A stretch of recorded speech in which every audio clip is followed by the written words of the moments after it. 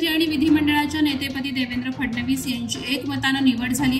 त्याबद्दल पनवेलमध्ये आमदार प्रशांत ठाकूर यांच्या मार्गदर्शनाखाली तसंच भाजपाचे उत्तर रायगड जिल्हाध्यक्ष अविनाश कोळी, तालुकाध्यक्ष अरुण शेठ भगत, शहराध्यक्ष अनिल भगत, विधानसभा संयोजक आणि जिल्हा सरचिटणीस नितीन पाटील आणि इतर पदाधिकारी आणि कार्यकर्त्यांच्या उपस्थितीत भाजपाच्या वतीनं ढोल ताशा, फटाक्यांच्या आतिषबाजी, मिठाई वाटप आणि जयघोषात जल्लोष करण्यात आला।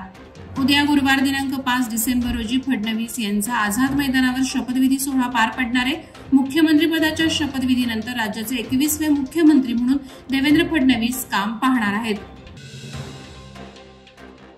करंजा येथे जलतरणपटू मयंक म्हात्रेने एक नवा इतिहास रचलाय। त्यानं घारापुरी बंदर ते करंजा जेटी हे सागरी 18 किलोमीटर अंतर निर्धारित वेळेपेक्षा कमी वेळेत पोहून पार करत आपला आदर्श ठरवलाय।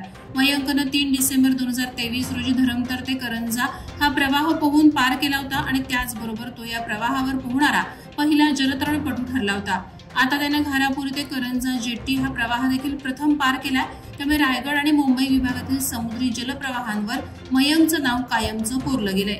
मयंकच्या या यशाबद्दल अनेकांनी त्याला शुभेच्छा दिल्यात। तसंच शेकापचे युवा नेते प्रीतम म्हात्रे यांच्या हस्ते मयंकला सन्मानित करण्यात आलंय।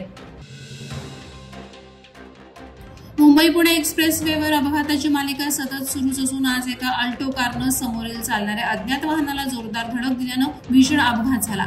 या अपघात कारमधील 4 जण गंभीर जखमी झाले असल्याची माहिती समोर येते। मुंबई पुणे एक्सप्रेसवेवरून अल्टो कार क्रमांक MH03CB 4860 ही कार चालक वसंत सदाशिव सैद राहणार जुईनगर नवी मुंबई हे पुण्यावरून मुंबईकडे घेऊन जात होते। गाडी बोरघाटात ढेकू गावाजवळ आली असता चालकाचं कारवरील नियंत्रण सुटल्याने कार तिसऱ्या लेनला जाऊन अज्ञात वाहनाला मागून जोरदार धडक दिली। या अपघातातील जखमींना तात्काळ कारमधून बाहेर काढून त्यांना पुढील उपचारासाठी MGM रुग्णालयात दाखल करण्यात आले। पनवेल महानगरपालिकेच्या वतीनं अतिक्रमण विभागाअंतर्गत प्रभाग कार्यालयाच्या वतीनं गेल्या 2 दिवसांपासून हातगाड्यांवर तसंच अनधिकृत बांधलेल्या झोपड्या, दुकानाबाहेर अनधिकृतरित्या ठेवलेल्या सामानांवर आयुक्त मंगेश चितळे यांच्या निर्देशानुसार तोडक कारवाई करण्यात येत आहे। फुटपाथवर तसंच रस्त्यांवरील वाढत्या अतिक्रमणामुळे महानगरपालिकेच्या वतीनं ही कारवाई करण्यात आली। शहरातील हातगाड्यांमुळे वाहतुकीला अडथळे होत असल्यानं मंगळवार दिनांक 3 डिसेंबर रोजी कळंबोलीमध्ये सुमारे 12 हातगाड्यांवरती तोडक कारवाई करण्यात आली। तसंच पनवेल प्रभाग ड मधील उरण नाक्यातील 7 हातगाड्यांवर जप्तीची कारवाई करून त्या तोडण्यात आल्या। जिल्ह्यातून उत्तम खेळाडू बनावेत यासाठी जिल्हा स्तरावर तसंच तालुका स्तरावर क्रीडा संकुल बांधण्यात आली। मात्र तालुका स्तरावरील क्रीडा संकुलाची वाईट अवस्था झाली। जिल्हा क्रीडा संकुल हे निवडणुकीसाठी वापरलं जातं तर विभागीय क्रीडा संकुल कागदावरच आहे। जिल्ह्यात क्रीडा संकुले असूनही ती खेळाच्या सरावासाठी योग्य नसल्याची परिस्थिती आहे।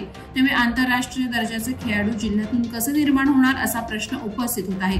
श्रीवर्धन बोर्ली पंचतन येथील क्रीडा संकुल सोडले तर इतर ठिकाणी संकुलाची दुरवस्था आहे। खेळाडूंना सराव करण्यास अडचणी येत आहेत। करोडो रुपये खर्च करूनही क्रीडा संकुलाची दुर्दशा झाली आहे।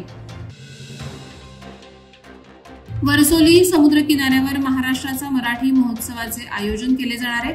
18 डिसेंबर ते 22 डिसेंबर या कालावधीत होणाऱ्या या महोत्सवाला नामवंत कलाकार आपली कला सादर करणार आहेत। याशिवाय विविध सांस्कृतिक कार्यक्रमांची रेलचेल पाहायला मिळणार आहे। टुडेज युथ सोशल फाउंडेशनच्या वतीने या महोत्सवाचं आयोजन केलं जाणार आहे।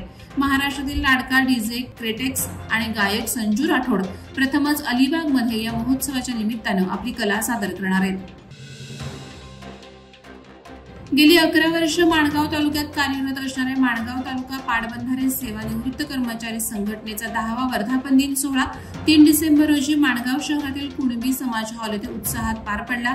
या कार्यक्रमासाठी अध्यक्ष नथुराम पाष्टे, माणगाव स्टेट बँकेचे मुख्य व्यवस्थापक जितेंद्र रामोगडे, पेन्शनर फेडरेशन जिल्हाध्यक्ष आणि संघटनेचे तालुका उपाध्यक्ष शंकर पवार, सरचिटणीस काशीनाथ जाधव, सहाय्यक लेखाधिकारी पूजा घरत, खजिनदार राम टेंबे, सचिव बाळ उभारे, सहसचिव नारायण मालोरे आणि बहुतांश सदस्य आणि पदाधिकारी उपस्थित होते।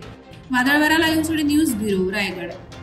नवी मुंबई व रायगड जिल्ह्यातील ताज्या बातम्या आणि घडामोडींसाठी सबस्क्राइब करा वादळवारा लाईव्ह चॅनल आणि दाबा बेल आयकॉन।